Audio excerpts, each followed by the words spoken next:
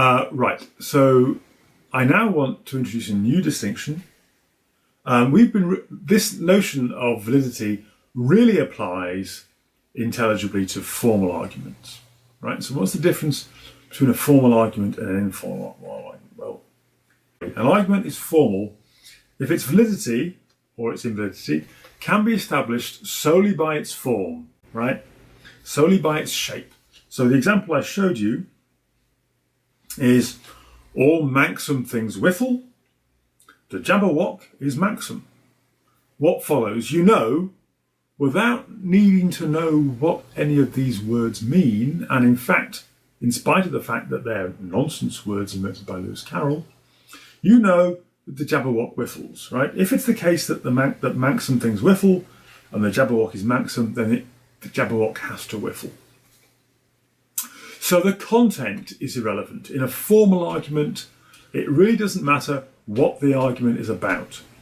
And that's why in a formal argument, we can ignore the content, right? We can set aside the content and just look at the logical shape of the argument to tell us whether the argument is valid or not. Of course, to determine whether the argument is sound, we do need to consider the content of the argument, because we would need to find out, to decide, to judge whether the premises are true.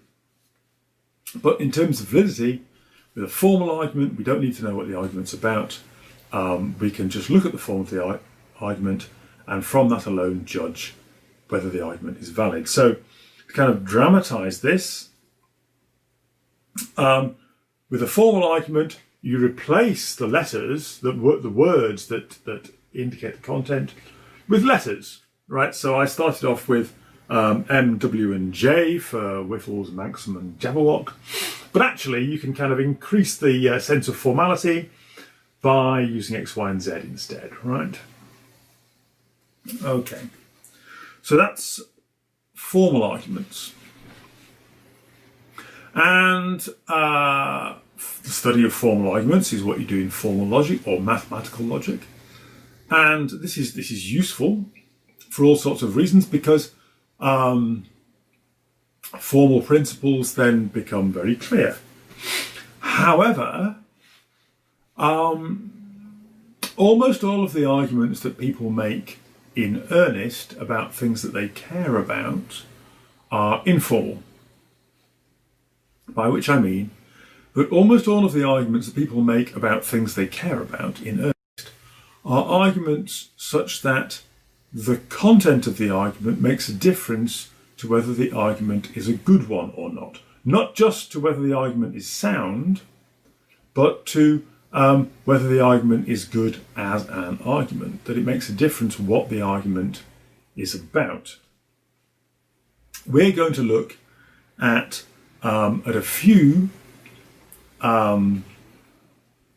informal argument forms.